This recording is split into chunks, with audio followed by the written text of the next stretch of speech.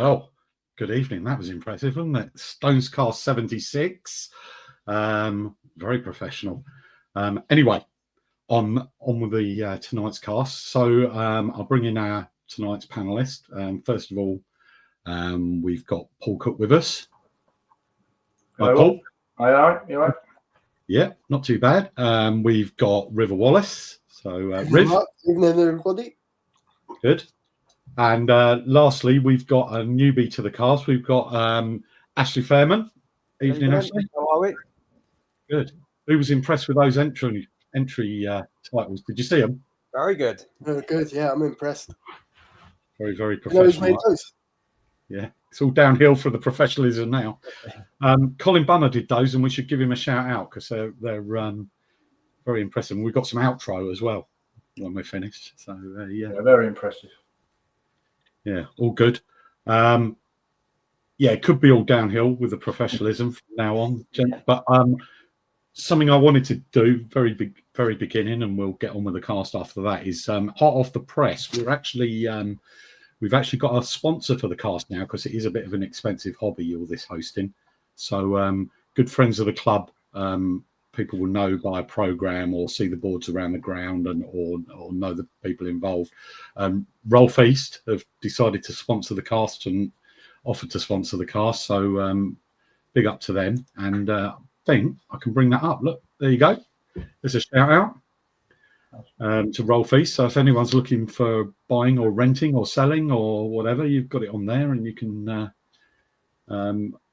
It's a little bit amateur, this, for starters, but they will be incorporated into the credits as we get time. But this is very hot off the press, as I said. So thank you to Rolf East. Thank you to Rob, I know, who offered to do that for us. So thank you. So, gents, on with the show. Ashley, it is tradition as a newbie, you have to give us your Stones. And I know it is a long one, your Stones history, please.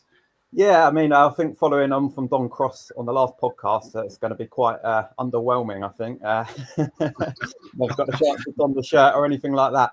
But yeah, so it's 26 years now, I think I've been following Woodstone. I was actually trying to work out when my first season would have been. Definitely the Edgware days. And I was looking earlier at some old reports to try and find when it might have been. And I saw the team photo from 99, 2000, and I'm actually in the background. So I was definitely there for that season. I think probably the season before was when I started going, but yeah, memory's a bit jaded of that. But certainly from that era, I remember kind of Brian Jones, he was my standout player during that. Just what a player. And I think if we had someone with his determination and grit nowadays, it'd go a long way. Although probably wouldn't survive on the pitch for too long. Tackles not allowed. Yeah, and then kind of it just so I got into it through my dad. Really, my dad has followed the Stones from early 1970s, and then it was just a rite of passage. It wasn't a choice. It was you come into football, and yeah, I'd look back, to be honest with you, pretty much been every season since. I'd like to think probably most of the games as well. All through the Edgware days, and then I mean, I look back on Edgware quite fondly. Really enjoyed that. Not so much the graveyard at Northwood. And I think if you're following in that era and you're still following now, then you'll die hard. You knew everyone's name back those days, actually.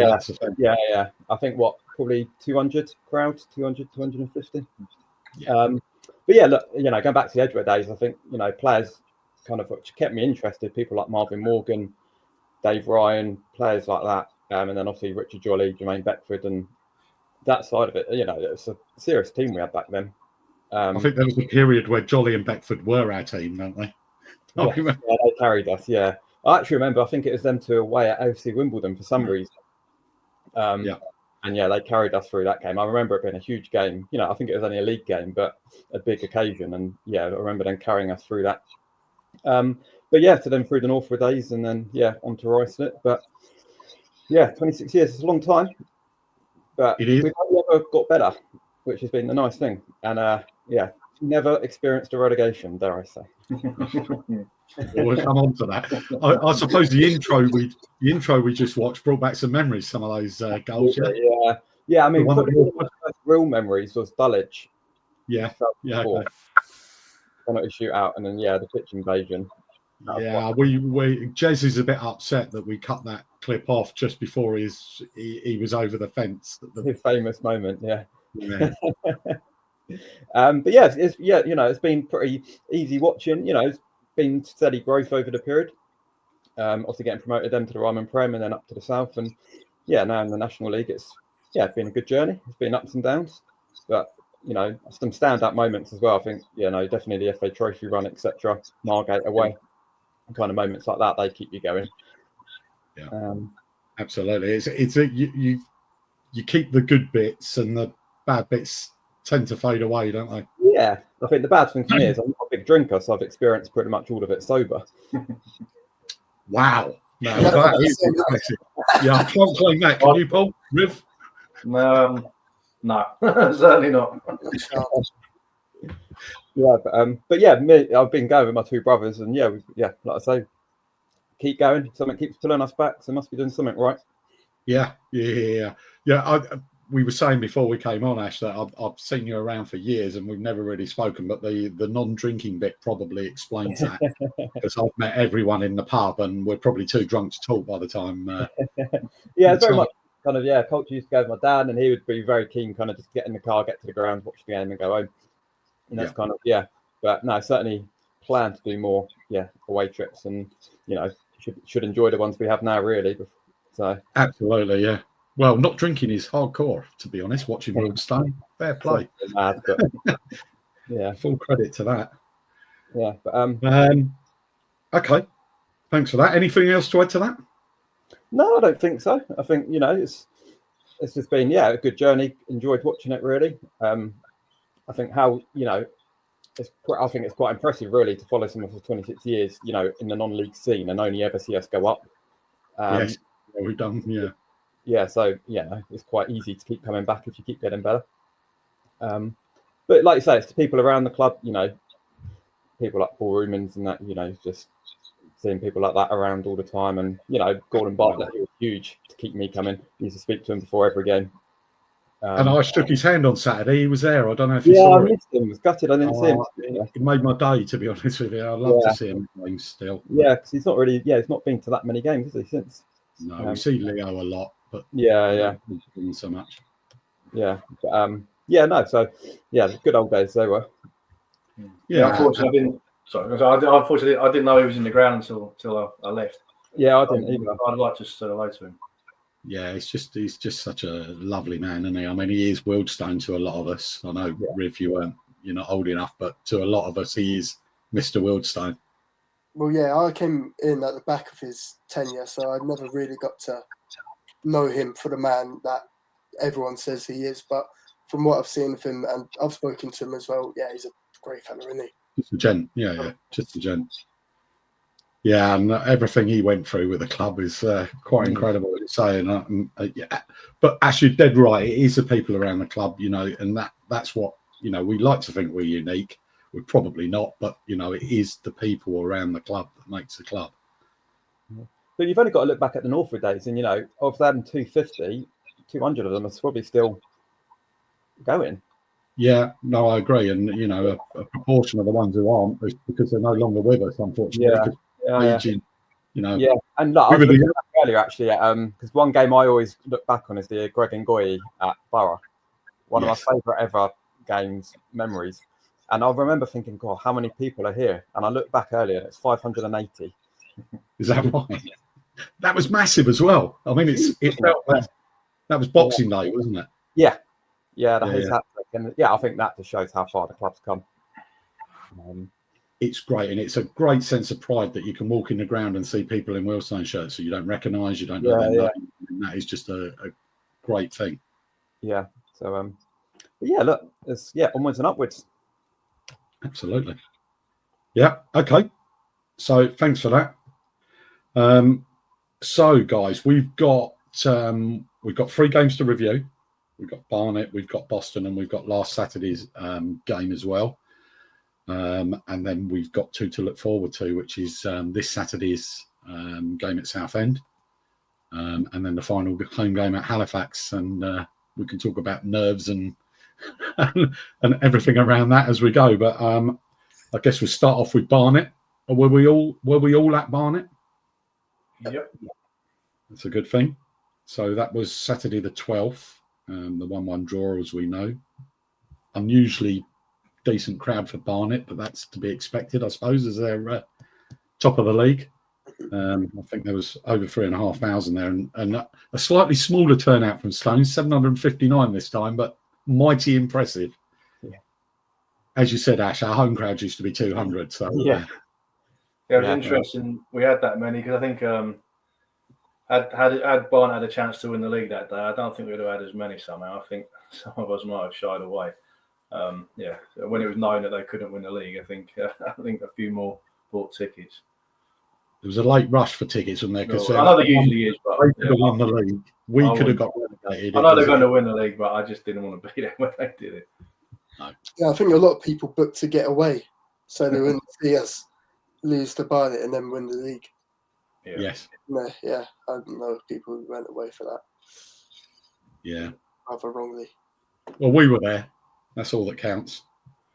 So what do we think? I'll start with you, Riv, if you like. You're down. Yeah, you can do.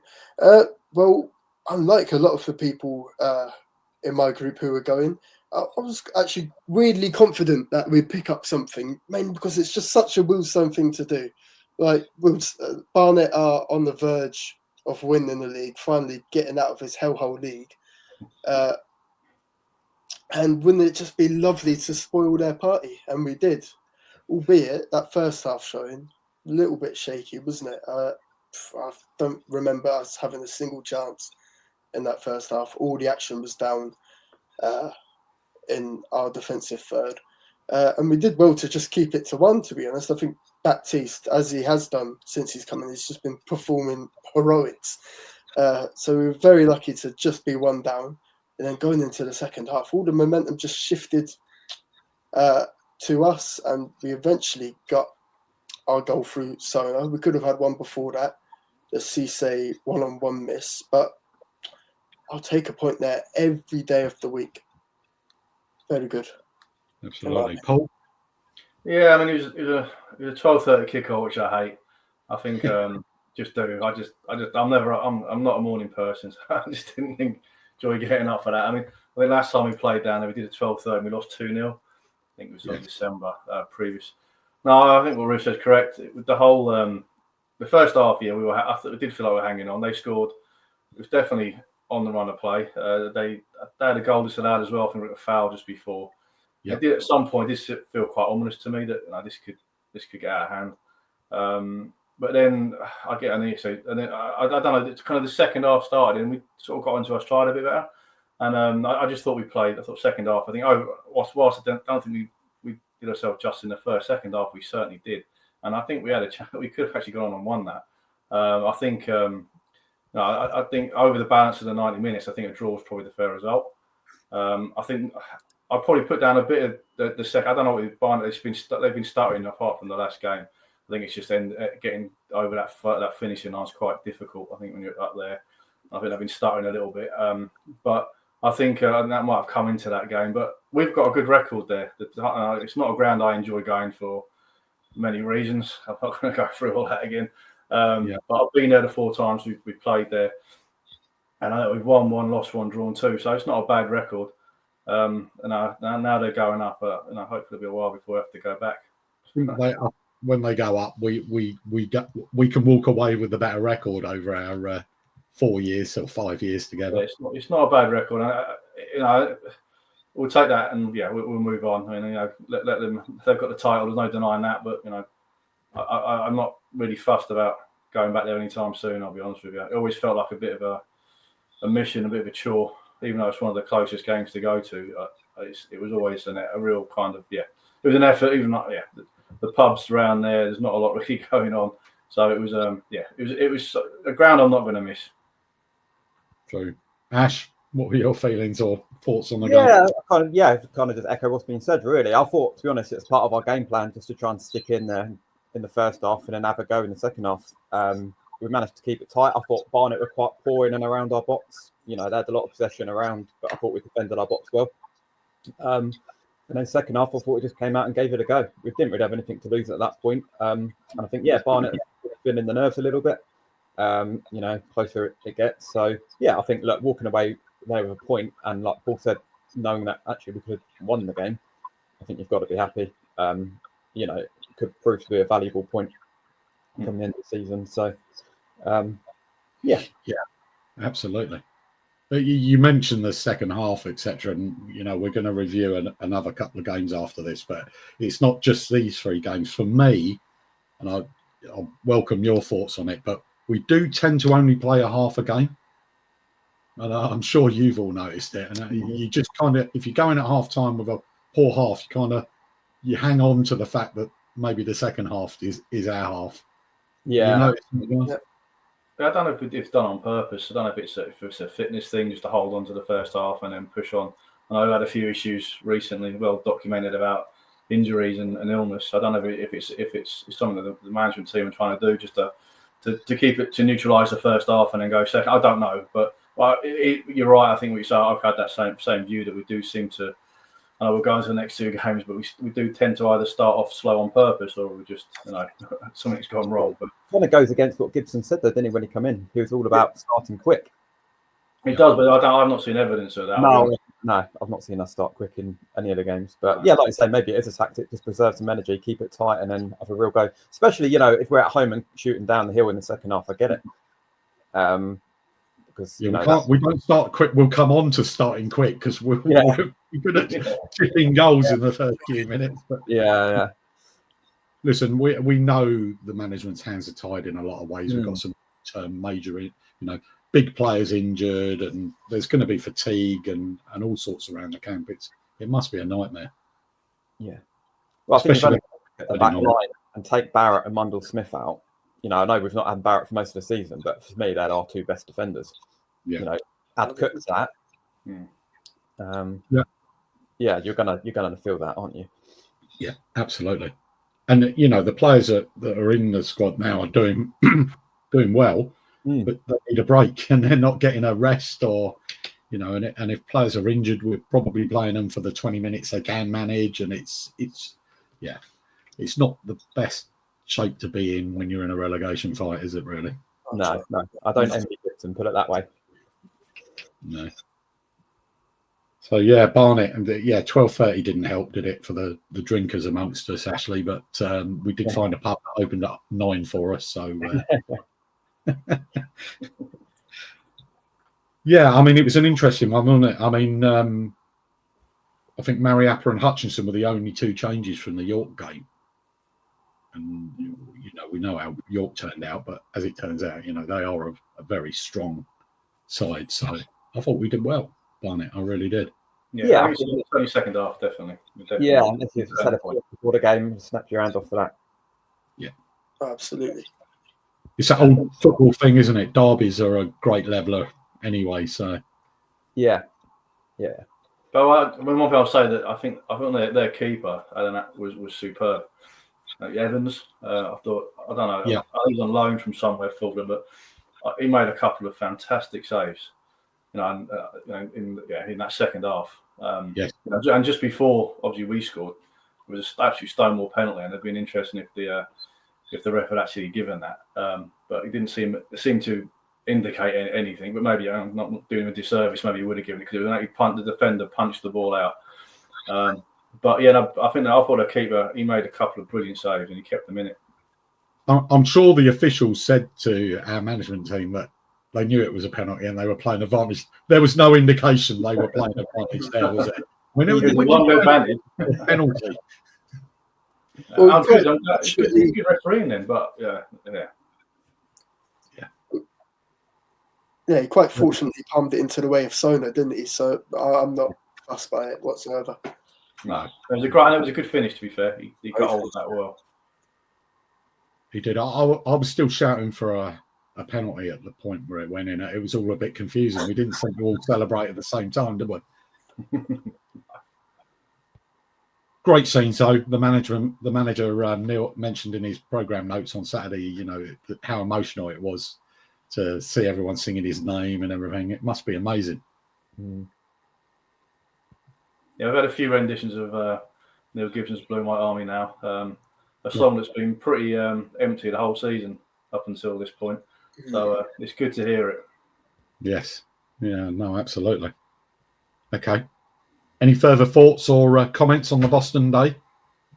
Sorry, on the Barnet day? Well, I thought getting 4 points from first and third place over the past 2 games before that was brilliant, and it put us in great stead for Boston and Maidenhead coming up. Yeah. Didn't it? And then it did. Yeah. But as you know, we build ourselves up and then we knock ourselves down. So I think on the Barnet game, I think just what was mentioned earlier, really, the turnout, I think it was brilliant. Like Paul said, there's reasons there why, people could have stayed away or etc. But I thought it was a really good turnout. So yeah, they certainly shipped some tickets in the last sort of 36 hours for that game. Yeah. But then we've done that every year, I think. The tickets have been. Yeah, absolutely. Yeah, I think every year, kind of since the first year, people say, oh, maybe, you're away following will drop off now, but that would seem to maintain it. Yeah. Yeah, no, absolutely. Okay. So we'll move on to Boston. Who was at Boston? Were we all at Boston? Yeah. We've got a full house so far. Well done. All right. So, Ash, you could start us on Boston this time. Yeah, it's just a nightmare start, isn't it? I think when you're going somewhere, playing in front of a record crowd, the last thing you need is to give them something to cheer about right at the beginning. And, such an important game to them as us. You know what it's like holding on to a lead. But I think the frustrating thing from my point of view is just we didn't react to going 1 down. I feel like the game just continued in the same vein for the whole of the first half. Could have been, further behind over 2-0, and then just never really looked like we were going to get back into it. I think if you actually look at I'm not a statistician, but if you look at the stats from the game, you would think we were a better team. I think we had 70% possession or something over the course of the game, which is, it's a nonsense stat, isn't it? But it is, but I think their keeper made 2 saves. Yeah. I always compare it, and it's easy to say, when it's your team, but if we're 1-0 down, 2-0 down, all I ever seem to remember, or 2-0 up, should I say, is the opposition peppering our box and putting pressure on us, and it, getting near the end of the game and it getting nervy. It just didn't really. I just never thought we were going to score, to be honest with you. I thought that our end product in the final third was awful. Crosses coming in from either side were just, massively overhit normally. Something just didn't seem quite right, and not a lack of effort, but I think it was players are lethargic, like you say. They're putting in a lot of minutes at the moment, and we just never looked like we were going to get into the game. I think you're right. It is a lot of minutes. There was only one change in that team to the Barnet team as well, which was Walker was obviously injured, and I think Obiero came in. So, what do you think, Riv? What was your? Oh, pretty much the same, to be honest.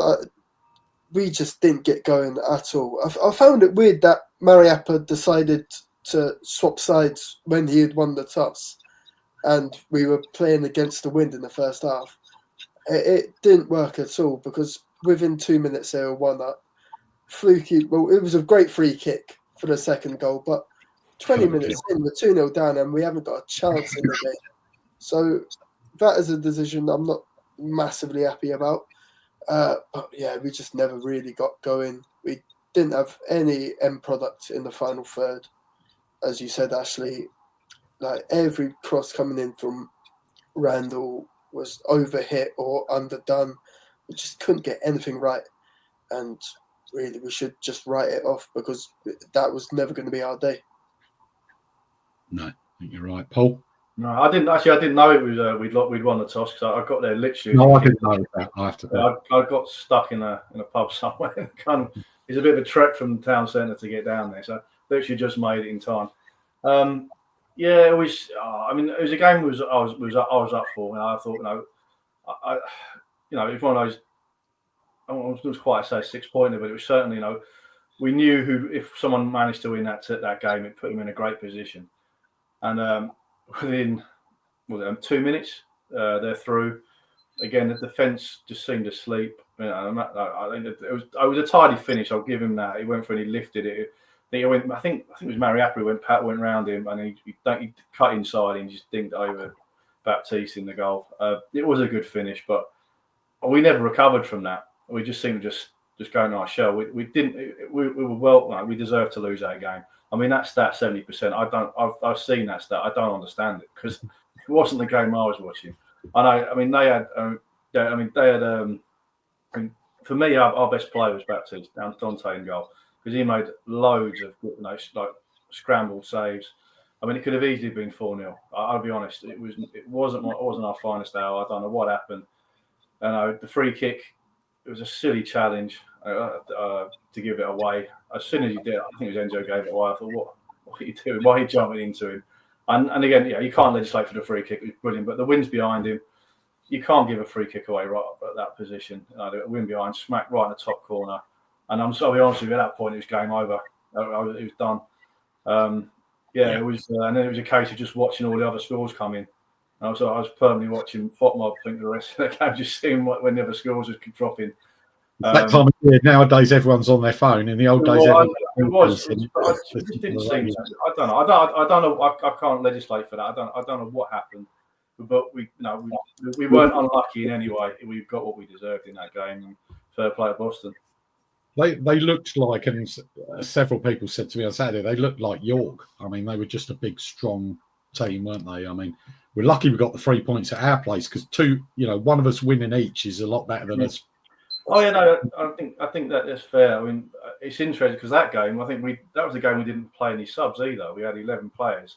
They were on their feet at the end. And I think we deserved to win that one. So yeah, okay, it's on us even, I suppose, but it didn't make it. That 1-0 didn't mean anything at the time. Showing that game, I really wanted to win that, but we just didn't. I don't know. I don't know what happened. I think maybe it was a fast start or the first goal just knocked us. I don't know. I don't know what happened there, but it was not. It wasn't as a supporter. It wasn't a great watch. I'll be honest. No, that's fair. I wasn't aware how strong the wind was, to be honest with you. After the game on Saturday, I was talking to Neil Gibson, and he said, "Well, we knew the wind was strong, and we thought we'd have it for the second half, but it didn't quite plan out." Well, when they build that, if they ever build, I think they're building that other stand. I think it might be different then. I mean, you won't have that kind of effect, or it was bad, but yeah, it definitely had an impact in the first half. Yeah, I'd say so. What did we think of the ground, Ash? What did you think of the setup there? It's hard, isn't it? I think with one end missing, kind of any kind of atmosphere, trying to get an atmosphere going, I think it's difficult. The side terrace was very narrow. It's just a typical modern ground, isn't it? And the reason I ask here, gents, is because there was talk that was the blueprint for our new ground. I've heard that. Same design. Yeah. I think four-sided because we were so narrow and spread out down the side, weren't we? If you were behind the goal, we would probably. Yeah, I just think it's kind of it is your typical modern ground, isn't it? It's kind of they all seem to be modelled on similar to like a York ground. But I just thought Boston as a team, they just stuck to what they're good at. They have that long throw and a big man up top. Direct, and I just don't think we could handle that. Even I know we were going a bit gung ho in the second half, but like Paul said, it could have been. They could have scored another 2 or 3. Dante kept us in it. Dante deserves a mention, doesn't he? I know we're gonna, but yeah, wow, I think he's done really well actually. I'm not a goalkeeping coach or aficionado in any way, but he seems to be able to stop a shot. He's done a job. I'm not sure he's a long-term solution, but he's definitely done a job. No, I agree with that. I think I said about the 40-minute mark on Monday. I put it on Twitter. I said Dante Baptiste is the only man who's shown up over the past 130 odd minutes of football. Yeah. And that's really damning when the only man who's showed up in your team is your goalkeeper. We've been so poor over these past 2 games. Yeah, we don't know the circumstances around who's injured, who's playing with injuries, who's just fatigued. Clearly that is all playing a part. And I think we when Dyer tips, it really makes us play. And Dyer to me is best when he goes unnoticed. When you don't really notice him out there, he's doing a good job. And I just feel like at Boston, I don't know, maybe it's the way they were playing just didn't suit him, but he gave the ball away a lot. Not only him, I thought passing and the pace of passing was poor all game, but you just notice it in the middle of the field, don't you, when you're giving the ball away. He's like a great squash player. He could just stand on the centre circle and distribute the ball, couldn't he? But Sometimes teams have got the better of that. Yeah, I think they probably pressed him quickly. Yeah, it was just a poor showing. Yeah.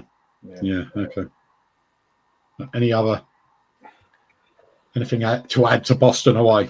What did you guys think of the ground out of interest? If that is what ours is? Yeah, sorry, we didn't get to the other two. That's right. I'm just interested to hear. Yeah, I'll go. No, I thought it was quite a tidy ground, which it's always odd when you got one end empty. But obviously, they've got plans to do that apparently in the off season. Yeah. Finish it off. I mean, I thought the main stand, that whole complex on that side was superb. That was a great bit.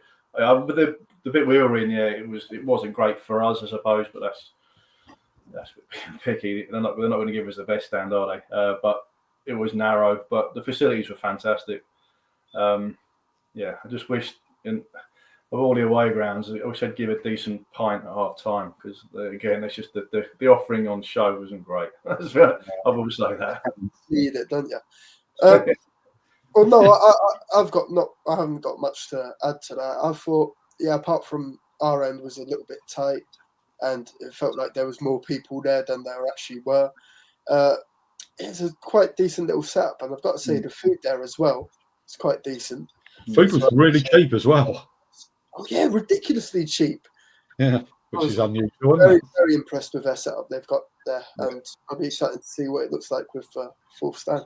There was. You seemed like there were more there than there were. There were 250 Wildstone there actually, but we were spread out over quite a long, narrow terrace, weren't we? Yeah, tight though, really tight. Yeah. I wonder, is that where they normally give away fans? I know because they had a record crowd, didn't they? I don't know if they moved us because of that or. I think the away fans will be housed in the new stand they're building. I think that's the plan. Yeah. So whether they've been there the whole season, I'm not sure. No. I actually prefer it from my point of view. I think it's better than York. I know York's big and if that's your thing, just size, then York wins. But I think Boston was better than York. And if it was our blueprint, there's a few things we've learned there that you probably need a little bit more elevation on the terraces. Yeah, it was a little bit flat if you're going to learn anything from it, probably. Yeah, I would agree. I think it's well, I suppose I wouldn't complain if we had that.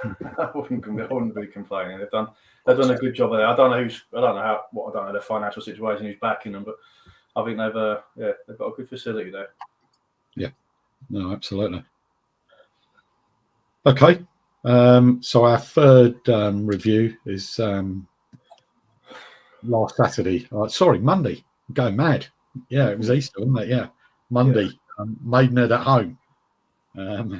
Riv, your turn to start on this one, mate. Oh, I have started already. Have you? Yes.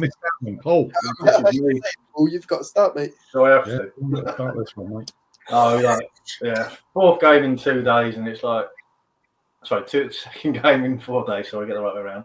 Yeah. It was Before those 2 games, I had high hopes. It was getting maybe 3 points or something out of them too, at minimum. But again, started off. What do we do? Again, you can't. How do you legislate for that? I mean, their goal. I've watched it back, and it was such another poor goal to concede. It looked like I don't know. It felt like we were watching them run through us. There's such a soft goal near post. Everything about it was just what is going on. And then their memories flooded back into Friday against Boston. Here we go again. But fair play. I think they did wake up quicker. We went down the other end. But first half was pretty turgid affair, I'd say. But again, looking back at the highlights, we did have a few chances. In the end, it was Cisse who got us out of jail just before half time. I want to shout out to Alex Reid on that, because if you actually watch that goal, the way he marshals the defender out of the way to give the shot to a. I know it took a deflection off the defender, but the way he kind of cleaned out the defender, all perfectly legitimately, I thought it was superb. It just shows you the level of that guy. Smack went over into the roof of the net, and happy days. We thought, right, that's a goal up the hill. Right, second half, the downhill is going to come to our rescue. It just didn't seem to get going. So maybe I don't know. It didn't seem to have the intensity. Again, I don't know if it's coming back to fatigue or what. I don't know. A game I think was there for the taking. Now I know again those two games. When you're playing teams down the bottom, they're effective. They're playing for we're playing for our lives, or they're playing for our lives. It's always a bit of a scrappy event anyway, or it seems to be anyway. And that's how the game seemed panned out. I mean, one thing about that game, we could not lose, and we didn't. And a win would have been perfect, obviously, but we just could not lose. So a point, and with Dagenham drawing their game, it was kind of on as even with one less game played. So not the worst, but I left the ground really thinking we could have got a bit more out of that. But yeah, we move on to Southend. But yeah, it was just a funny game. The atmosphere wasn't great. We had quite a big crowd. I think the goal after 4 minutes just killed the crowd, didn't it? It did, but I just think we got a bit of an atmosphere going. But I don't know, everyone seemed to be on edge. I don't think it's getting to the business end of the season. I think it is maybe that's why it's affecting the players and the fans. And hopefully we remedied that on Saturday at Southend. But yeah, it was a point. I can't say I'm too disappointed, but I really wish we'd have got the 3. But it's gone now. We move on. Yeah. Ash, what do you think of that? Yeah, I agree, really. I just thought we lacked intensity the whole game. Going in at 1-0 at half time, I thought coming down the hill, I thought they'd have to go for it a bit, and they did, and I thought they'd be there for the taking, but we just never really took our opportunities. We didn't create too much. We did have some good chances, but I honestly thought we'd come out firing, and I actually thought we were better in the second half. Yeah, much better. Yeah. But I'm maybe going back to similar. You know what? It sounds stupid, but I think put that game on a Tuesday night under the lights at the Vale. It's a different game. Yeah. No, absolutely, I agree with that. Maybe comparing that to Dorking, similar time of the season last year, and just how much fight and intensity we showed in that game. Really lacking. But yeah, maybe it's just fatigue. Just again, I'm not saying it's down to lack of effort or anything like that. I just think just never really got going, and I think they were there for the taking. I know, I found it interesting at the end. We were not time wasting, but we had settled for a point. I think there was a point where someone was running after the ball. Can't remember who it was, and Max told them to slow down. So there was obviously someone was moaning. We took about 30 seconds to take an attacking throw in. Yeah. So we'd obviously decided the point. Like Paul said, we just couldn't afford to lose it. Even from a league table point of view, confidence point of view, lose that, then it's very difficult to see where the next result comes from. But I'm a bit disappointed we didn't give it more of a go in the second half, I'll be honest. But maybe I just thought going down, towards Buller, it's normally a different game. Yes. Yeah. Riv? Yeah, I just think it was a result that didn't really satisfy either side, because Maidenhead at the end of the game, they just looked as good as down on the other end. They genuinely had to win it, didn't they, really? Yeah, they really had to win it, didn't they? And it didn't come off for them. And yeah, it was just really two leggy sides that just couldn't get the better of each other. Well, I think they could have been playing for another 2 or 3 90 minutes long games, and I don't think it would have got any meaningful out of it. It was just a really poor quality game in the end. It was better than the game at their place. That was horrendous, wasn't it? But yeah, we were down to 10 men for quite a bit, or some of that. But so they had to win that, and I think they needed to win it. They didn't. We couldn't afford to lose either. So I think I'll take a point. I know it sounds. I'm not trying to accept. I think in the bigger picture, I think we just have to just move on from that. We got a point. I don't know if anyone else noticed it, but it could have just been me. But was that grass long gone on Monday? Was what? Yeah, no, it was really long. I mentioned it to someone. Yeah, it did look long. I don't know if that was done on purpose or I'm not sure. It did look long. It seemed strange, because we're more likely to get the ball down and play football than Maidenhead normally. Yeah. I don't know what that was all about. Maybe Adam couldn't get on it. Maybe it was wet. I don't know. Just an observation, really. But yeah, I can't remember their striker's name, but he a right handful. Caused us a lot of problems. What the guy who scored, Kiernan? No, I think Szymanowski. they're number 9. Yes, yeah. Yeah. He looked strong and just he gave Woodman a right handful. They look like a real Devonshire team, didn't they? Mm. Yeah. Yeah. And he's a canny man, and he knows what he's doing. Yeah. Well, they always find a way, don't they? So Yeah, they do. They do. They've always calling it the Houdini Club. They always seem to somehow just go on these runs of wins. They've done it for season after season. So hopefully this year, for our benefit, hopefully it runs out for them. But it's but yeah, as I said, at a point we move on, and hopefully that's gonna be another point towards our safety. Yeah, because they don't get any easier, guys. Because we're going to move on to the previews now. Because coming up, we've got Southend United away, who are currently 8th. But if you need a little bit of optimism, they are actually I've got it on here. They're 13th in the form table.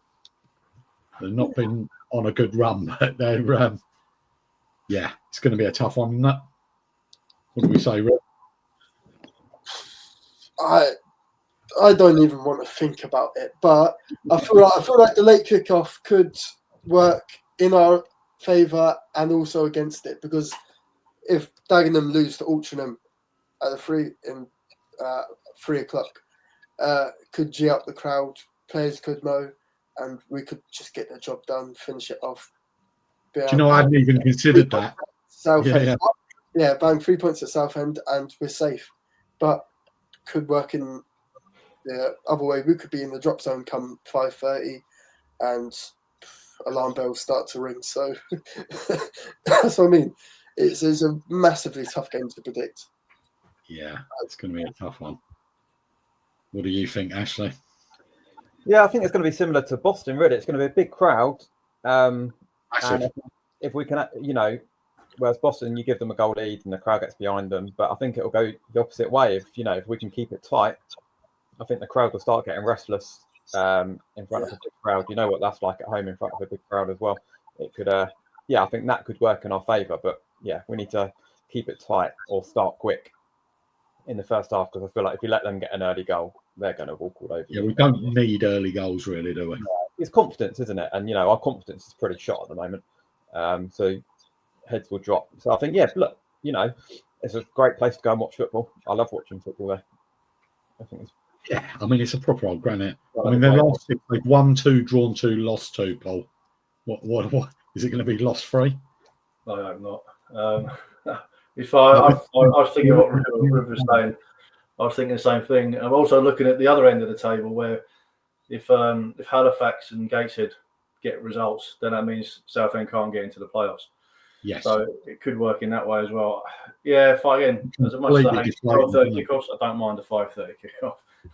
So and it's as I said, I like, it's a great ground. It's probably one of my favourite grounds in the league. It's an old school ground. I just like it. I think it's a great area. It's going to be, I reckon, 9,500 going to be there. Tickets sold. Hopefully we'll have over 300 up there. It's a big game. It's massive. Last away game of the season, which is quite unusual. I can't remember when was the last time. Because usually we finish on an away game, but this year we're. I think I'm trying the last few years now. Yeah, but we've actually finished at Southend once, didn't we? Yeah, I don't think we've done it in the National League. I don't think we've finished. Home. No. Can't think we have. So it's a bit unusual in that way. But not. Listen, it's a huge game. It's one of those we kick off. We know exactly what we've got to do. We know what we've got to do anyway. We've got to try and win the game. But it's going to be, as supporters, we've just got to get behind the team, give them everything. As a team, they need to just be solid. Hopefully, a couple of injuries are back. Give us a bit more option off the bench, and just we've got to go for it. There's 2 games left. There's plenty of break after that. 2 games, give everything, and that's supporters and players. Just got to try and get 3 points and just try and stay in this division. Yeah, their remaining game after us is away at Gateshead, so they'll be targeting us if need be. That's for sure. Yeah. I'll pull you up on the crowd as well, because you mentioned it's going to be a big crowd. We've been very limited on tickets because they're expecting such a massive crowd. They've only given us, I think, 300 tickets, and they are, when they're gone, they're gone. It's not going to be a turn up on the day and get in job. So for anyone out there who's thinking of going, you need to get your ticket now. Get on their site and book your ticket now, because it's not going to be the normal walk up. They're going to be selling the rest of that end out to their fans. We've got probably that one little block in the corner, haven't we? I would guess. Yeah. The usual corner. Yeah. But yeah, no, for me, it's just Let's give everything. Let's get behind them, and let's see if we can get someone out of this game and set up the final game against Halifax. But yeah, It's so Wildstone to win it, won't it? Sorry, It'll be very Wildstone to win it. I hope we do. We could do with a Max Kretschmar turning up, producing a little bit of magic like he did at the back end of last season. Unbelievable. Yeah. Whether he does it or not, it's a different question. Mm-hmm. We can live in hope. Yeah. Okay. So that's this Saturday. We've got a bit of a wait then, because the final home game of the season is on Bank Holiday Monday. So it's another 9 days to wait for our final game of the season, which is Halifax at home. As we mentioned, they're currently 6th in the table, so it doesn't get much easier. However, 21st in the form table. What? How the hell are they still up Think about that. 21st? 21st in the form table. Last 6, 1-1, drawn 2, lost 3. Jesus, what? What's their away record like? Did you got the stats on that? Yeah, no, I've only got the overall stats. It's overall. The last game, they lost to Orty at home. And before that, they beat Fylde away. Lost to Maidenhead at home. Drew to Eastleigh away. Lost to Hartlepool at home. Drew to Woking away. Oh, they're the third best away side in the league, Paul. Were. 38 points. Yeah, so you can read in the stats any way you like. Exactly, yeah. Let's hope we don't need anything out of that. I think I've said for a while now that it'll go down to the last game. It just felt that way. I've got to say, but obviously you can't predict the results. But I thought the Boston Maidenhead games would be the ones where we got some points, and Altrincham away, Forest Green and Barnet. I thought we'd struggle, but we've got the points there, and then the games. That's just football, isn't it? It's just unpredictable, especially on the back end of the season. Everyone's fighting for their lives, fighting for promotion, for playoffs. Yeah. It's go for it kind of time, and I think it probably will go down to the last game. We shall see. Almost certainly.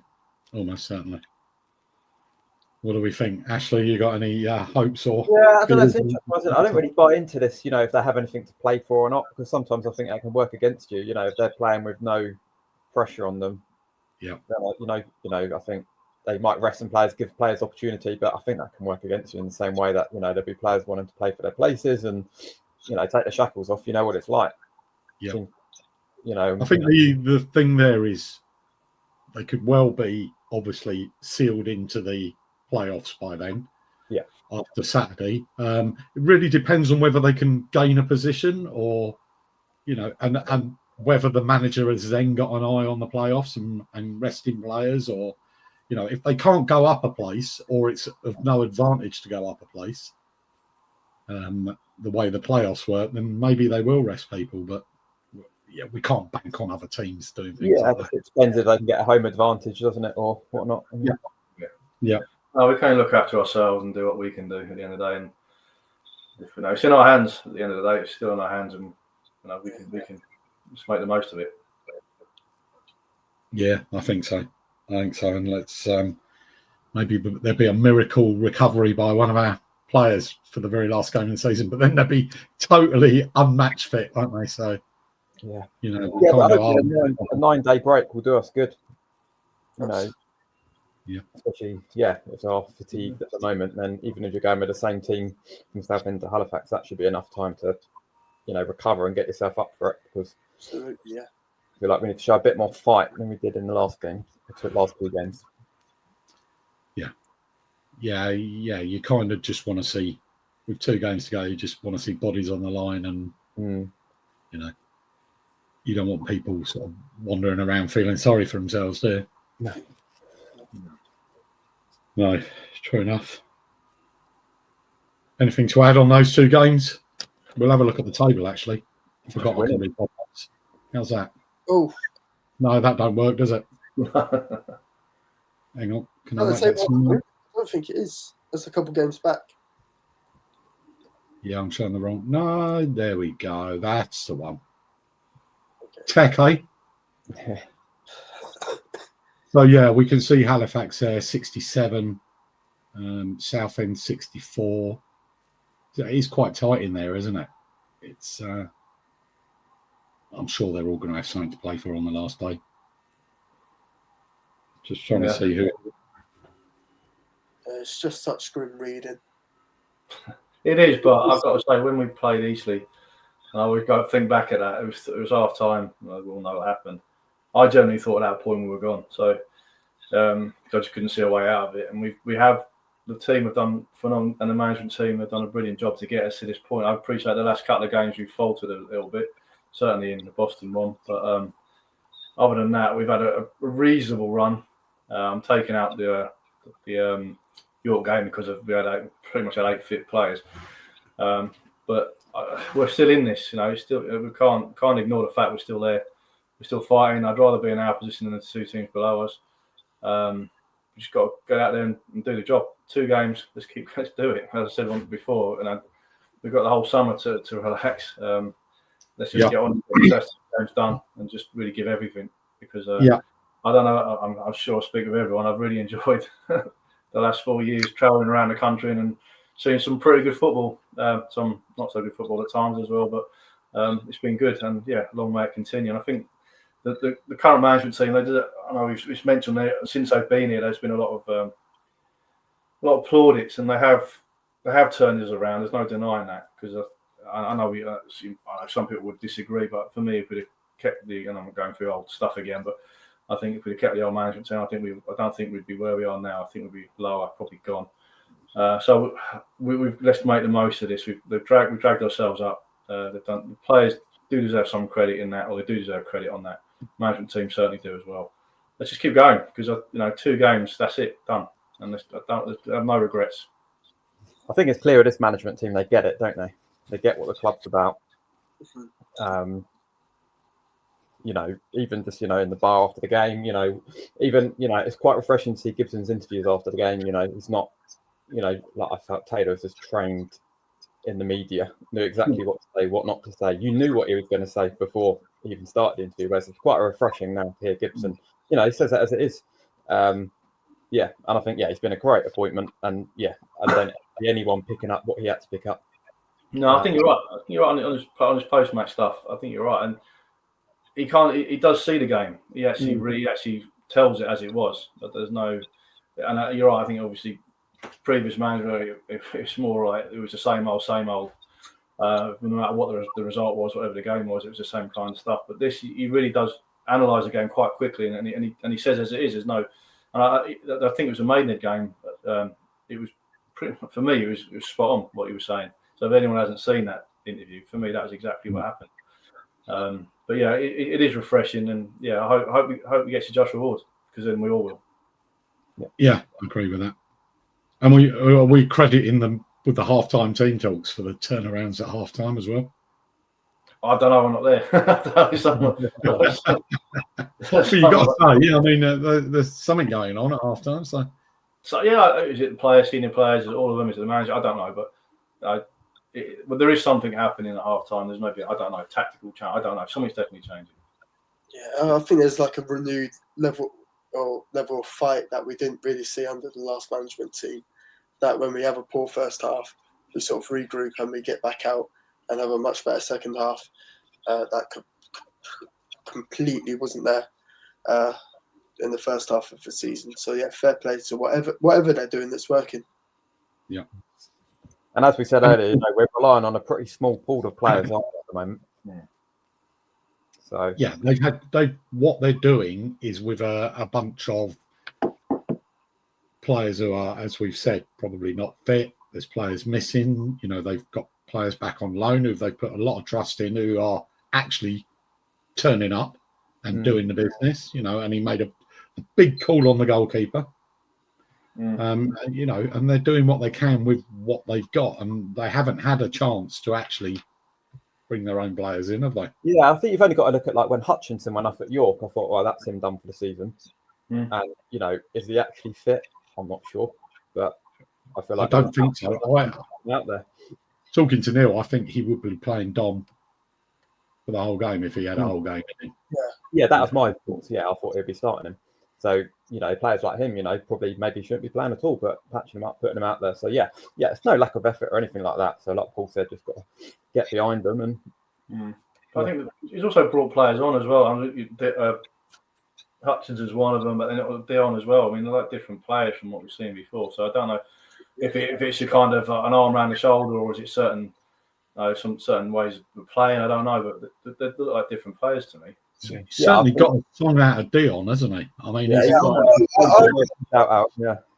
I remember when he first got recalled for the Boston game, wasn't it? Boston at home. Yeah. Or before that, it was for York, and I thought, oh my God, we're in so much trouble, because I think we all remember that game. The Aldershot game. Aldershot. He was abysmal, and I don't know. The first game I saw of him was Boston at home, and he was just getting in the way of everything that Boston threw at him. I was thinking, this is the same Dion Woodman that was playing for us 3 or 4 months ago. Ridiculous turnaround. He deserves a lot of kudos, because I'd written him off after the Aldershot away game. I genuinely had, but he's fantastic since. No, he's been brilliant. Yeah, absolutely. I think we have tightened up at the back, since he's been in as well. But, there was a period of games where it just felt like every corner, every second ball, a ball was bouncing around in the box and bangs in the net. Yeah. Or, going out to the edge of the box, bangs and shoot from that side of the box. Yeah. But I feel like we've tightened up in that respect. And, I know some people were looking at Gunter for that as well. Then does he need to demand his area a bit more?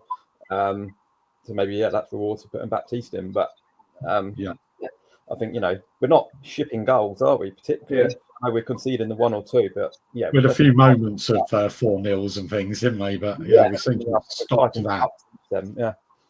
Yeah, it's an interesting point. I think we did have a few games where we had a scramble goals, and I think the 6-yard box. I mean, it's the keeper's area. I'm sorry that they should. They own that, and I think maybe that's one of the reasons. I don't know why Dante was brought in, but he's certainly all over the place in a good way in the 6-yard box. He's jumping on things. He's getting on. No, he's a good shot stopper. Maybe that's what they're after. Maybe again that they can see that and they've made the change. Yeah, he must be great for photographers, because he's spectacular, isn't he? He just throws himself in all arms and legs going everywhere. It's great to watch. Yeah, I've never seen a goalkeeper who's so in and around his own 18-yard area. He's all over the place. Yeah, I love him. He reads the game well as well, though, doesn't he? Balls over the top, he's out. Do you know he's so quick off his line? I know it sounds very, very quick. And his kicking is fantastic. Yeah. But that can't plays on the pitch. We haven't had many goalkeepers who can keep a ball on a pitch. I'm going all the way back to Northie. One of his diagonal balls on, I think it was against Maidenhead, was superb. Yeah, it was just a ping, wasn't it? It was great. Yeah, fair play to him. So, I mean, it really depends on who's available and who's fit and how the season pans out, I guess, really. Yeah, I'm not sure if we've got any players coming back for the last 2 games. No, difficult to tell, isn't it?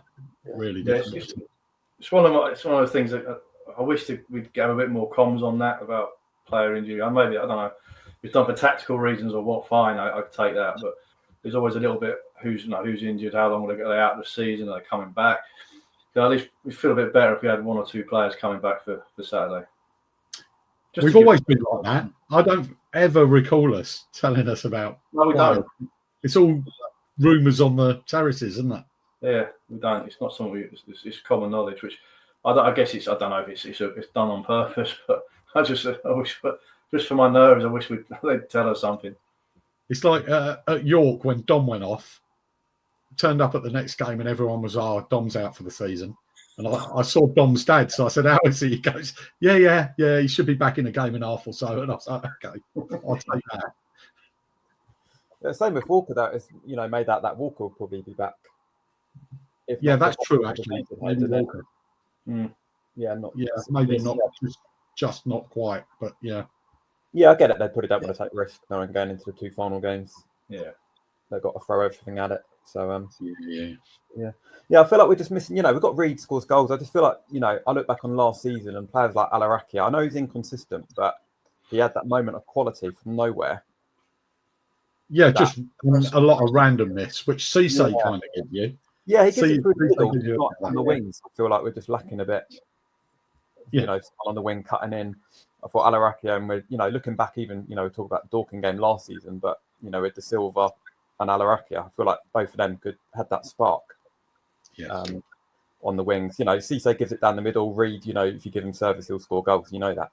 But it's just where's that moment of magic from? He's definitely not a lone striker, Reed. I think he likes someone with him feeding him, and and that's we unfortunately with the Walker injury, and we've just lost that ability to put someone up there with him. Absolutely, and I think in hindsight, it was a pretty silly decision to get rid of Sam Ashford. Albeit, I don't know how much we had a say in it in the decision, but I feel like I wish we could have done more to keep him because I feel like we're lacking a lot now. He used to run about. He used to run the channels. He used to do. They certainly looked a good pairing, didn't they? Yeah, did all the dirty work for Reedy. Really. Yeah, I don't know how he's getting on at Woking. I haven't really looked, but if he's been playing or what. But yeah, I guess no, he scored our first goal of the season, didn't he? At Dagenham. Then he broke his cheekbone. Yeah, even out, and he come back, and I quite like. I don't know what's going on, but I don't know what's going on. It's one of those things that we're not privy to, but. He's not a player anymore, and we've got to get on with it. But again, we've had a lot of hard lines. I know you can't. If people say luck evened itself out of the season, like this year, I don't think it has. We've had 6 goalkeepers. We've had injuries, illness. We take a gamble with Sam going, saying, "Oh, sorry, we've got Walker now is going to come in, and he gets injured." It just seems to be. I don't know what. We just seem to have so much bad luck this year. So it's testament that we are still in this. We're not walked down yet. Hopefully we won't be. So just bit of bad luck recently this season. Absolutely. So have you all voted for your player of the season?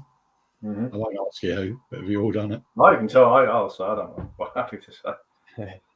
I didn't even know it started, so literally I will do that as soon as this ends. There's the StonesCast poll on there as well for our player of the season. So it will be interesting the end of season awards if things don't go right after the Halifax game. Yeah. No, but it could also be a great night as well. So let's hold on to that. So the management team, I think I get the gist of what we're all saying. I mean, they clearly deserve the opportunity, whatever happens this season, to build their own team because they haven't had the opportunity. Would we all agree with that? Oh, yeah, I agree with that. Yeah, 100%. Yeah, I think for me, I think they've passed the tests and that up to now with flying colours, and hopefully I'm more than happy for them to carry on if they want it. If they want to, obviously it's up to them, but more than happy. None of our current situation is their doing. No. For sure. They've only improved us. The points per game are almost double what they were under the previous management team. Yeah. I think, look, give them a summer and you never know, some of the players they could bring in. I think, like I said earlier, I don't envy them coming in and picking up what they've had to pick up. No. And I think we can only guess at what sort of team they'd want to put out, what their MO is, because, what they're putting out is what they've got in a formation they can do. I mean, we might guess that they like 2 strikers, etc. But who knows? And, I think a huge thing is, like I said earlier as well, they get the club. I think it's pretty clear. Massively. Whereas previous haven't. So, that counts for a lot. No, I agree. Yeah, there's definitely a feeling there that's not been there for a very long time with the management team and the clubhouse, and which can only be a good thing. Yeah, like even you were saying, you had a chat with him on Saturday. It's Yeah. a lot harder to do that under the previous regime. Well, or impossible. Or would you even wanted to? Because you'd have just you knew media rubbish, wouldn't you? Yeah. I think in his post-match interviews, he asked himself more questions than he answered. But that's a man who's like still processing it in his own head, Yeah. No, but no queries with Gibson and Jones so far. I think I've got my 100% faith in them so far. Yeah, they deserve it, don't they, as well? Yeah. Oh, yeah. They deserve it. Yeah. Oh, we'd have been dead and buried. We really would have. Without the points per game we've got since they came. If we were still scraping a point a game average, we wouldn't be even with a half a chance. Yeah. Yeah. Okay, so that's our previews and reviews. Anyone got anything else they want to get off their chest tonight? Financing football's come up quite a lot this week. Various weird investors over the last month or so at various clubs. Anyone want to pick anything out of that? Rail Bedford or Dagenham and Redbridge? What was the Rail Bedford one? I wasn't on that one. Oh, so the Rail Bedford is the crypto guy. Oh, the crypto guy. Yeah. Okay. Sorry. I thought they were going to merge the two Bedford. Pear shape now. Yeah. I think we had an investor come in who wanted to change the name of the club and the colours of the. I guess. I mean, again, you're looking at other. You always kind of look at other clubs and see how they do things. You have to, but I think it goes to how difficult it is to run a football club at this level, and especially if you're looking for inward investment. Due diligence is key. I think. I guess that's our directors. We know that they're looking at things now, but it's a difficult job. It's not something I envy them trying to do, because there's so much minefield and pitfalls along the way. We pride ourselves on chances. Sorry, there's a lot of chances out there. There is, and it's kind of understanding who they. But how do you? I guess it's the same with management as well. You get it right sometimes, other times you don't. But you can't. Whilst getting the wrong manager, you can recover from. If you get the wrong owners, it's it can be fatal. So it's a job that I don't envy them trying to do this. But there's someone out there, and hopefully they'll find them if that's indeed the road that we want to go down. Are we a tougher sell, do you think, Ashley, because of who we are and because of our history and because how cautious we are as supporters, and the board are supporters at the end of the day as well, long-term supporters? Yeah, I think we are, but I also think it goes down to what Paul said earlier, just doing the right due diligence, isn't it? To those coming in, I think you get people coming in, but are they really the right people to take the club forward? Because it will involve us all selling our shares at the end of the day. Yeah. It's hard. What's their best interest? It's all well and good coming in, but it's a really difficult one. Finding the right. It'd be huge, wouldn't it? Huge. Say selling shares. Essentially giving the club away. That's got to be to the right person. Yeah. I think we've dabbled. And it's no secret. I mean, for those who are at the AGM, it is a genuine fact that someone came in with offering multi-million pounds a season for the playing budget, but wanted to change the colours we play in and the name of the club. Now, it's not the board the board, as they said, cannot say no. We won't put your option forward to the supporters, but they did strongly suggest that it probably wouldn't float. So that's the sort of thing they've got to do. The chances and the theatres, I always look back at like Glenn Tamplin at Billericay. It was just a hobby, wasn't it, really? Someone who had too much money and, did he ever really, maybe he did believe he was going to get them into the Football League. I don't know, but it's, killed them. That's the phrase we hate, isn't it? Football League in 5 years or whatever. Yeah. And Dagenham they obviously thought either they panicked for the money I mean, it was an Egyptian influencer, wasn't he? And he promised all sorts of things with, we won't go into the politics that it came out of it all, but he promised all sorts of amounts of supporters through his links with Egypt and bits and pieces, but that soon unravelled. Yeah, I think that just shows the power of the supporters, though, doesn't it? How quick that was turned around, that decision. Oh yeah, but I think it's just been a car crash there all season, hasn't it? Really, Yeah. The way they've been run all season, and there's a reason why they're down there. It's just mismanagement from top to bottom. Yeah. Yeah, absolutely. It's yeah, you kind of feel sorry for them in a way. I'm not the biggest fan of Dagenham and Redbridge. But, yeah, it's not the fans' fault at the end of the day, is it? No, that's true. No, certainly makes our board, look very good and run the club with. Yeah, and these teams, I remember a few years ago after we played Dagenham and Redbridge, and we were all in the bar after, and there were a few Dagenham fans in the bar. And one of them was on Twitter saying, "We're in the bar, we're at Wealdstone, we were with their fans, their board are in here, the manager's just walked in, and the players are in here." And I remember one of them tweeting, "We haven't even spoken to our chairman for 3 years, and he won't put out any statements." And that's how lucky we are. The guys are supporters, and they're in amongst it, and they're the same as us. Exactly the same. We're very lucky in that one. I think we're very lucky in that offer that Seri Marwan put in, the Dagenham fella, is that he wanted to sort of do a real life FIFA career mode with a team that played in red, and he didn't have to pay too much money for it.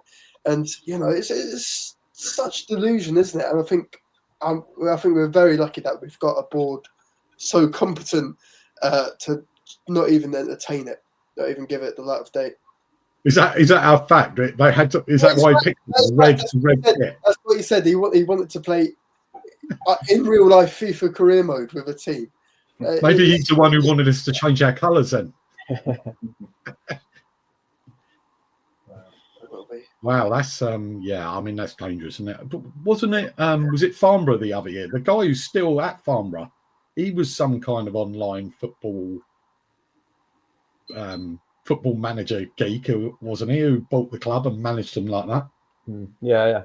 I think it's obvious, isn't it? We need the investment to take us forward to the next level, but it's got to be at the right time and done in the right way. Because mismanaged, we've seen it too many times go wrong for other clubs. Yes. No, absolutely. Yeah, and it might go well for a couple of years. But, I remember when Peter Marsden came in, it was just like, look, this is great, but what happens if you get hit by a bus tomorrow or you walk away? Where's the sustainability? And you just got to be careful, haven't you? You've got to have some kind of insurance policy on that sort of thing. I guess, I mean, for me, the key, I mean, investment is one thing, but the ground is obviously the other. And it's kind of the chicken and egg, which comes first. Or do they both come at the same time? I don't know. But for me, we all know with the lease and all that. But if the new ground, or hopefully new ground, comes to fruition, I think that'll be. I think you'll see something different. I really do. But what the alternative is, I don't know. But I think, for me, with the news we had with the planning on the sites over at Hillingdon, which was great news, but it's obviously the next step is the big one, and hopefully we'll hear something. And it is chicken and egg, as you say, Paul, because let's not beat around the bush. A National League team is far more attractive to an investor than a National League South team. Yeah. But then maybe a National League South team with its own ground and a lease is attractive. It's tricky, isn't it? You kind of want the best of both worlds. You want a ground and National League. Tough one. A lot of money in the league below now, isn't there, in the National South nowadays? Well, you know what? I think our budget would be pretty much mid-table National League South, if we kept it as it is, record levels it is now. Yeah. Yeah, but it's interesting. It's slightly digressing on this one, but you're talking about the league below. I mean, one thing I've noticed, I'm not the only one because it's been all over Twitter, there was about the size of the crowds in non-league football. It's just exponentially driven. Gone up growing over the last couple of years. It seems to be only going one way. And you see, I know the different issue. I'm not going to. The Premier League is kind of somewhere in a different world. But like last night at Man City, I know there's a protest going on, but they were charging 71 quid a ticket or whatever it was. People have had enough, and it's true. I mean, this is why. I know we say our club's special, but to me it is special. It's unique. But there are other clubs out there who have that as well, and I think non-league is for me it's in that kind of shift time. This is really where I think non-league could grow and grow and grow and grow, and I can see more and more investment because people are honestly fed up with the prices and what goes on in Premier League and top divisions. They're exciting. Football's fantastic. Don't get me wrong, I like watching it, but as in television. But I'd much rather actually go to the games at this level. How could a family of 4 have season tickets at a Premier League club nowadays? I mean, it's just insane. It's priced out. Most people are priced out. Well, families certainly are anyway. It's just for me. It's not sustainable. It's eating itself, and I think it will evolve. It'll evolve into the Super League at some point, European Super League, and then what I don't know. But I think non-league has got a really good opportunity here to grab and grow the game at this level. I really do. I think it's exciting. Yeah. Exactly that, and teams we used to play in the National League South with no fans have now got people going regularly and away fans. I mean, Riv, you're perfectly placed. There's a group of you guys. I mean, not necessarily super youth, but there's a group of you. You've all chosen to come to Wealdstone, and you all enjoy the experience. Is the same as you get anywhere else, right? I wouldn't say so. I feel like this club's a one-off, isn't it? I feel like, without being too mean to other sections of the fan base, I feel like this is probably the most pessimistic fan base in their country. What I meant was you get the same emotion at a football match as you would if you were at Man United. But it just feels a little bit different. I don't think you would get the same sort of closeness and the level of community around the club, even with some teams in our league and around us. I mean, we use Dagenham as an example again. The tensions between the fans and the board through the roof. Hardly is here. And do you know what? Yeah, it's very, very different to a lot of other clubs in the division. I think that's what it makes me come back a lot. And I think it makes a lot of other people my age come down still. Because you're part of the club, aren't you? At the end Absolutely, of the day. Yeah. You feel like you're someone. You feel like you're not trying to paraphrase Alex Gordon, who famously everyone knows who Alex Gordon is, obviously. But you do feel like you're someone here, and that's why you do keep coming back down. And yeah, I think you're right. It is a community, Ashley. Yeah, you can be someone if you want to be, or you don't have to be. That's very you can just come. My other team's Tottenham, and I know they're having a rubbish season, doesn't help. But I actually said to my brother on Monday night when they're playing for us, I said, "You couldn't pay me to go tonight." My son went actually, but he was in hospitality. Yeah, it's a different story. But honestly, I've got no inspiration to want to go and watch them or any Premier League football. To be honest with you, just doesn't do it for me. You get a bit more. I mean, River's bang on. You get a bit more here. You're part of the match day. You're involved in the club. You can join the supporters club committee if you want. There's a plug for you. You can do whatever you want, or you can just turn up and pay your money and support the club. It's absolutely your own choice. But you can get involved if you want at this. You couldn't do that at Tottenham, could you? No. Turn up and say, I want to join a supporters club committee. They'd all look like you were mad. I wouldn't have been able to break mics on commentary for Tottenham. Exactly. You come on a podcast, you've done commentary on the live broadcast, and exactly. Done a lot here. Yeah. Talking about the supporters club, do they still need help on the weekend? What's coming up this weekend? There's a couple of events this weekend, Saturday and Sunday for I don't know, the FA Cup semi. Yes, the answer, Paul, is yes. They always need help. So if anyone's free over the week, either of the weekend days, pop down there, even if it's just chatting to the visiting supporters or collecting glasses or flipping burgers or whatever. They do need people down there. And fair play to everyone who's ever helped at one of those things. I've done a few a while ago, not for a while, but they are enjoyable, actually. Get to meet football people. They're a good day out. Yeah, always. You see all the feedback from the visiting fans. It's amazing, isn't it? Some of what you read. Yeah, I think, and that's down to some of the people who help out. They spend time to talk to them and sell the club to them. And they go away thinking, oh, I'll look out for your results now. Which can only be a good thing. Okay. Anything else, anyone? No. No. We've done an hour and 20 minutes, by the way. It flies by. Not bad at all. Yeah. Yeah. Okay. Well, thank you all for your time. I think I'm going to have to boot you all out to get the end credits to roll, but yeah. Thank you all, and up the Stones. Yeah, up the Stones. Up the Stones. Keep on staying.